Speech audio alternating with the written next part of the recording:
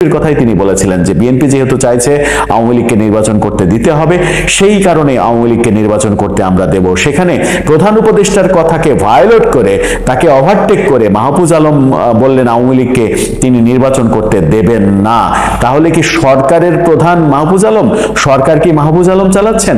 এই প্রশ্নগুলো উত্থাপন করেছেন সাংবাদিক মাসুদ কামাল। আওয়ামী লীগ ফিরবে কি ফিরবে না, জয় বাংলা থাকবে কি থাকবে না, মুজিববাদ থাকবে কি থাকবে না, সেই বিতর্কের মাঝে জিয়াবাদকে বাদ দেওয়ার যে তত্ত্ব শুরু হয়েছে, সেই তত্ত্বের মাঝে আজকে দেখলাম চিত্রনায়িকা পরীমনির বিরুদ্ধে গ্রেপ্তারি পরোয়ানা জারি করা হয়েছে। ঘটনাগুলো কিভাবে ঘটছে, সরকারের সমালোচনা করলেই সেটা সরকারের বিরুদ্ধে গেলেই সরকার এক ধরনের প্রতিক্রিয়া দেখাচ্ছে কিনা, সেই আলোচনা কিন্তু চতুর্দিকে শুরু হয়েছে এবং বর্তমানে বাক স্বাধীনতা আছে কিনা সেই আলোচনাও চতুর্দিকে চলছে। বাক স্বাধীনতা কি আদৌ আছে? জয় বাংলা থাকবে কিনা, মুজিববাদ থাকবে কিনা, এই আলোচনার মধ্যে নাগরিক কমিটির যে আহ্বায়ক পাটোয়ারি সাহেব তিনি ঘোষণা দিয়েছেন জিয়াবাদও থাকবে না।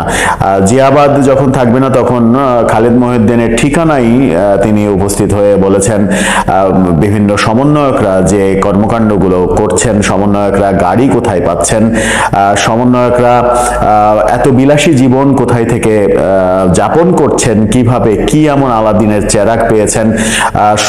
উপদেষ্টা মাহফুজ আলম তিনি গতকালকে সরকারি প্রোটোকল নিয়ে লক্ষ্মীপুরে গিয়ে জনসভা, গণসম্বর্ধনা, গার্ড অফ অনার এগুলো নিলেন কিনা সেই প্রশ্নের উত্তরে এক ধরনের দায় সারা গোছের মন্তব্য তাকে করতে শোনা গেল। জিয়াবাদ থাকবে না এই মন্তব্য যখন তিনি করেছেন, তখন উপদেষ্টা নাহিদ আলম মন্তব্য করেছেন দুদিন আগে যে বিএনপির কর্মকাণ্ড আওয়ামী লীগের সঙ্গে মিলে যাচ্ছে। বিএনপির কর্মকাণ্ড আওয়ামী লীগের সঙ্গে মিলে যাচ্ছে এই কথা বলে বিএনপির রোষানলে পড়েছেন তিনি, এবং উল্টা যে সমালোচনাটা হচ্ছে তার এই কথার, সেটা হচ্ছে আওয়ামী লীগের বিভিন্ন কর্মকাণ্ডের সঙ্গে বর্তমান সরকারের বিভিন্ন কর্মকাণ্ড মিলে যাচ্ছে। আওয়ামী লীগকে একদিকে ফ্যাসিস্ট বলে সেই একই কর্মকাণ্ড বর্তমান সরকার করছে, এমন আলোচনা সমালোচনা রয়েছে। সরকারি পৃষ্ঠপোষকতায়, সরকারি পুঁজিতে, সরকারি টাকা খরচ করে যে আওয়ামী লীগের আমলে এমপি মন্ত্রীদের যে সফর আমরা লক্ষ্য করেছি, তোরণ নির্মাণ লক্ষ্য করেছি, হেলিকপ্টার বিমানে চড়ার যে ব্যাপারগুলো লক্ষ্য করেছি, সেগুলো এই সরকারের উপদেষ্টারাও করছেন, এমন আলোচনা কিন্তু চতুর্দিকে ছড়িয়ে পড়ছে। বিশেষ করে উপদেষ্টা আসিফ মাহমুদ সজীব ভুইয়ার সম্প্রতি হেলিকপ্টার সফর, তিনি এর কম্বল বিতরণকে কেন্দ্র করে 23 বার হেলিকপ্টারে চড়েছেন, এমন আলোচনা সামাজিক যোগাযোগ মাধ্যমে রীতিমতো ভাইরাল হয়েছে। অনেকে বলেন 30,000 টাকার কম্বল বিতরণ করার জন্য 10-12 লাখ টাকার হেলিকপ্টার ভাড়া দিয়েছেন তিনি।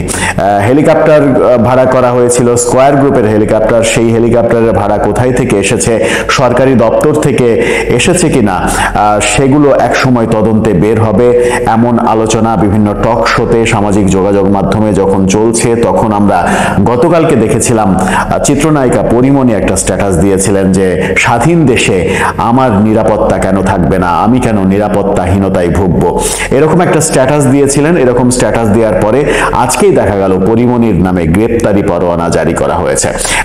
ওই কথার জন্যই গ্রেপ্তারি পরোয়ানা জারি করা হয়েছে এমনটা নয়। পরীমনির যে মামলা ঝুলছিল, বোট ক্লাব মামলা, সেই মামলার শুনানিতে আজকে পরীমনির বিরুদ্ধে গ্রেপ্তারি পরোয়ানা জারি করা হয়েছে এবং অনেকে গতকালকে পরীমনির স্ট্যাটাসের সঙ্গে আজকের এই গ্রেপ্তারি পরোয়ানাকে মিলিয়ে দেখতে চাচ্ছেন এবং এটা নিয়ে সামাজিক যোগাযোগ মাধ্যমে প্রচুর লেখালেখি হচ্ছে। আদতে কি পরীমনির ওই স্ট্যাটাস সরকারের বিপক্ষে গিয়েছে বলে সরকার আজকে কোর্টকে, আদালতকে ব্যবহার করে তার বিরুদ্ধে গ্রেপ্তারি পরোয়ানা জারি করিয়েছেন, নাকি আদালত তার স্বাধীনভাবে তার মতো করে স্বাধীন আদালত চলছে, সেই আলোচনা কিন্তু শুরু হয়েছে চতুর্দিকে। আলোচনার ফলাফল কি হবে সেটা অবশ্য বলা মুশকিল।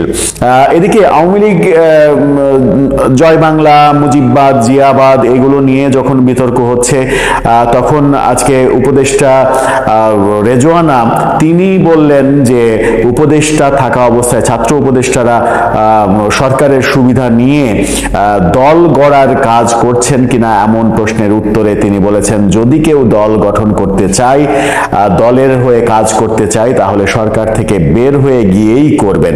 কিন্তু এখনই করছেন কিনা সেই প্রশ্নের খুব একটা সদুত্তর তিনি দিতে পারেননি। কারণ বিভিন্ন জায়গায় সফর, বিশেষ করে উপদেষ্টা মাহফুজ আলমের সফর, আসিফ মাহমুদ সজীব ভুঁইয়ার কম্বল বিতরণের সফর, এই সফরগুলো প্রশ্ন তুলছে যে রাজনৈতিক দল গঠনের প্রক্রিয়ায় উপদেষ্টারা সরাসরি এবং সরকারি পৃষ্ঠপোষকতায় কাজ শুরু করেছে। সেই কাজ শুরু করেছেন কিনা তারা আদতেও, সেই প্রশ্নের উত্তরে ডক্টর রেজওয়ানা তিনি পরিবেশ উপদেষ্টা তিনি এক ধরনের দায়সারা গোছের উত্তর দিয়েই দিলেন। উত্তরে খুব একটা যে সমাধান মিলল সেটা নয়। উপদেষ্টারা সরকারি পৃষ্ঠপোষকতায় বিভিন্ন সফর করছেন কিনা এর উত্তর কিন্তু এখনো বাকি রয়েছে। এর সদুত্তর আসলেই প্রয়োজন, কারণ একটা ফ্রেশ ইমেজ তৈরি করার জন্য, একটা ক্লিন ইমেজ তৈরি করার জন্য সরকারের এই উত্তরগুলো খুবই প্রয়োজন। এরকম আলোচনা যখন চলছে তখন আওয়ামী লীগের নেতা কর্মীদের বিভিন্ন রকম গণমাধ্যমে সাক্ষাৎকারের ঘটনা আমরা দেখছি। অনেক নেতাকর্মী এরই মাঝে গত একদিনে বিভিন্ন গণমাধ্যমে সাক্ষাৎকার দিয়েছেন। আওয়ামী লীগ ফেব্রুয়ারিতে 21শে ফেব্রুয়ারিকে কেন্দ্র করে আন্দোলন সাজানোর চেষ্টা করছে এবং একাধিক গণমাধ্যমে আওয়ামী লীগের আওয়ামী লীগের নেতারা বলার চেষ্টা করেছেন যে 26শে মার্চের মধ্যেই তারা দেশে ফিরবেন। 26শে মার্চের মধ্যে আওয়ামী লীগের নেতারা দেশে ফিরতে চাইছেন কোন গ্রাউন্ডের ওপরে, কি এমন গ্রাউন্ড তাদের তৈরি হচ্ছে কিংবা হবে, সেটা আলোচনার বিষয় হতেই পারে। গ্রাউন্ডটা কি হতে পারে? গ্রাউন্ডটা এমন হতে পারে যে আমেরিকা সরাসরি হস্তক্ষেপ করতে যাচ্ছে বাংলাদেশের রাজনীতিতে। আমেরিকা যদি সরাসরি হস্তক্ষেপ করে, ভারত যদি সেখানে এক ধরনের দুতিয়ালি করে, সেটা যে শুরু হয়েছে, সেটা যে ইতিমধ্যেই কার্যকর হতে শুরু করেছে সেটা অবশ্য বলা যায়। ইতিমধ্যে সরকারকে দেখা যাচ্ছে যে স্বাস্থ্য খাতে অনুদানের জন্য, স্বাস্থ্য খাতে দ্বিপাক্ষিক সম্পর্কের জন্য চীনের সঙ্গে তারা বোঝাপড়ায় যাচ্ছে এবং পররাষ্ট্র উপদেষ্টা বলেই দিয়েছেন যে ভারতের চাইতে সহজলভ্য চিকিৎসা চীনে সম্ভব, আমরা চীনে চিকিৎসা নেব এবং চীন বাংলাদেশের চিকিৎসা সেবায় অনুদান দিতে চায়, এমন আলোচনা চলছে। অর্থাৎ ভারতকে এক ধরনের অ্যাভয়েড করা, ভারতকে বাদ দিয়েই পরবর্তী কর্মপরিকল্পনা তৈরি করার ব্যাপারগুলো সামনে নিয়ে আসছেন উপদেষ্টারা। ঠিক সেই মুহূর্তে ভারতকে বাদ দিয়ে এই কাজটা করা হচ্ছে যখন আমরা সবাই জানি যে ভারতীয় পণ্য, ভারতীয় অনেক পণ্যের উপরে বাংলাদেশ নির্ভরশীল। যদি সেগুলো বাংলাদেশে না আসে, চাল, ডাল, পেঁয়াজ, আলু, অনেক, এছাড়া আরো অনেক নিত্য প্রয়োজনীয় ব্যাপার, ভারতের সঙ্গে গ্যাসের চুক্তি রয়েছে, সেগুলো যদি না আসে, সেগুলো যদি বন্ধ হয়ে যায়, তাহলে বাংলাদেশের বাজার দর বর্তমানে যে আকাশচুম্বী হয়েছে সেটা কোথায় গিয়ে ঠেকবে সেটা অনুমান করারও বাইরে। সেই জন্যই আলোচনাগুলো হচ্ছে যে ভারতকে পাশ কাটিয়ে চীনের সঙ্গে সম্পর্ক এবং ভারতকে মাইনাস করে চীনের সঙ্গে সম্পর্ক করতে গিয়ে সরকার আরো বেশি বিপাকে পড়বে কিনা। সরকার যখন নানা রকমের সিদ্ধান্তে হোঁচট খাচ্ছে, তখনই কিন্তু আওয়ামী লীগ যারা এক ধরনের ব্যাকফুটে রয়েছে, 5 আগস্ট পতনের পর তারা এখন পর্যন্ত প্রকাশ্যে আসতে পারেনি, তারা কিন্তু সরব হওয়ার চেষ্টা করছে এবং তারা বিভিন্ন জায়গায় শোডাউন করার চেষ্টা করছে। যদিও শোডাউনের পরে গ্রেপ্তার হওয়ার ঘটনাও আমরা দেখেছি। গত দুদিনে প্রধান উপদেষ্টার পদত্যাগপত্র নিয়ে যে গুজব রটেছিল, আমরা আমাদের ভিডিওতেও বলেছিলাম, পদত্যাগপত্রের বিশ্লেষণে বলেছিলাম যে পদত্যাগপত্রের যে ভাষা, সেই ভাষা বিশ্লেষণ করলে স্পষ্টই বোঝা যায় যে এটা প্রধান উপদেষ্টার ভাষা নয়। কারণ পদত্যাগপত্রে যেভাবে সবকিছুর দায় 5 আগস্টের পরের সমস্ত হত্যাকাণ্ডের দায় তিনি স্বীকার করে নিয়েছেন, এই ল্যাঙ্গুয়েজে প্রধান উপদেষ্টা পদত্যাগপত্র লিখবেন কিংবা কোথাও কোনো কথা বলবেন, এটা পাগলেরও ভাবার কোনো কারণ নেই। সুতরাং পদত্যাগপত্র যে ভুয়া গুজব ছিল সেটা আমরাও বলেছি। সেই গুজবকে কেন্দ্র করে আওয়ামী লীগ যুবলীগের বিভিন্ন শোডাউন হওয়ার চেষ্টা দেখেছি আমরা, এবং সেখান থেকে পুলিশ অনেককে গ্রেপ্তার করেছে, এমন ঘটনাও আমরা দেখেছি, নিউজে দেখেছি। আজকে যেটা ঘটনা ঘটেছে ইবতেদাইয়া মাদ্রাসায়, মাদ্রাসার শিক্ষকরা তাদের জাতীয়করণের জন্য রাজধানীতে আজকে আন্দোলন করেছে, সমাবেশ করেছে, সেখানে পুলিশের বেধড়ক লাঠিচার্জের ঘটনা আমরা দেখেছি। ধর্মভিত্তিক প্রতিষ্ঠান কিংবা ধর্মভিত্তিক দল যখন এই সরকারের খুব কাছাকাছি অবস্থান করছে, তখন ইবতেদায়ী মাদ্রাসার শিক্ষকদের এইভাবে লাঠিপেটা করা, টিয়ার সেল ছোড়া, জল কামান ব্যবহার করা, তাদেরকে ছত্রভঙ্গ করা এবং হতাহতের খবরও পাওয়া যাচ্ছে। দাবি করছেন ইবতেদাইয়া মাদ্রাসার শিক্ষকরা যে তাদের শিক্ষক একজন মারা গেছে, অনেকে আহত হয়ে হাসপাতালে গেছে। এই ঘটনা কি আবার সরকারকে ধর্মভিত্তিক মানুষগুলোর থেকে বিচ্ছিন্ন করে দেবে কিনা? এই যে ইবতেদায়ী মাদ্রাসার শিক্ষকদের উপরে পুলিশ চড়াও হলো, এই পুলিশ কি আবার আওয়ামী লীগ হয়ে ফিরে আসলো কিনা তাদের প্রতি চড়াও হতে, সেই ব্যাপারটা নিয়ে ইতিমধ্যে ট্রল শুরু হয়েছে।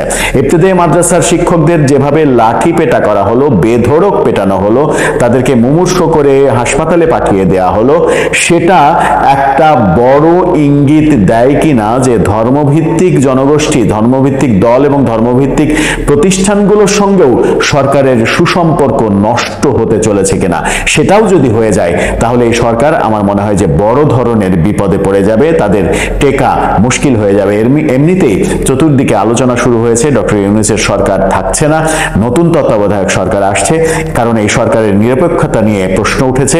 এই সরকার নিরপেক্ষ নয় এমন প্রসঙ্গে বিএনপিও কথা বলছে। বিএনপি তাদের নিরপেক্ষতা নিয়ে মির্জা ফখরুল সরাসরি প্রশ্ন তুলেছেন একটা সাক্ষাৎকারে, একটা গণমাধ্যমের সঙ্গে সাক্ষাৎকারে তিনি বলেছেন যে সরকারে থেকেই যদি কোনো রাজনৈতিক দল গঠনে কিংবা কোনো রাজনৈতিক দলকে পৃষ্ঠপোষকতা দেয়া হয় তাহলে সরকারের নিরপেক্ষতা থাকে না, এই সরকারের অধীনে নিরপেক্ষ নির্বাচন হতে পারে না। দর্শক, সব মিলিয়ে আপনার কি মনে হয়, ডক্টর ইউনূস সরকার কি নিরপেক্ষতা হারিয়ে ফেলেছে? তারা কি নিরপেক্ষ থাকতে পারছে না? মাহফুজ আলমের গতকালকে লক্ষ্মীপুরের কর্মকাণ্ড সম্পর্কে বরেণ্য সাংবাদিক মাসুদ কামাল তার একটি ভিডিওতে মাহফুজ আলমকে উজিরে খামাখা উপাধি দিয়েছেন। তাকে উজিরে খামাখা বলেছেন, অর্থাৎ তার কোনো কাজ নাই, খামাখা একটা পদে বসে রয়েছেন এবং তাকে অপসারণ করার দাবিও তুলেছেন মাসুদ কামাল। তিনি যে সকল কর্মকাণ্ড করছেন একের পর এক, তিনি গতকালকে সমাবেশে বলেছেন আওয়ামী লীগকে নির্বাচন করতে দেয়া হবে না। এদিকে আজকে সিইসি তিনি বলেছেন, প্রধান নির্বাচন কমিশনার, তাকে আওয়ামী লীগ সম্পর্কে প্রশ্ন করা হয়েছিল, তিনি আওয়ামী লীগের নাম না নিয়ে বলেছেন যে আপনারা যে একটা বৃহৎ দলের কথা বলছেন, টপমোস্ট দলের কথা বলছেন, সেই দল নির্বাচনে অংশগ্রহণ করবে কি করবে না এটা আমাদের বিষয় নয়, এটা সরকারের বিষয়, সরকার যে সিদ্ধান্ত নেবে সেটাই হবে।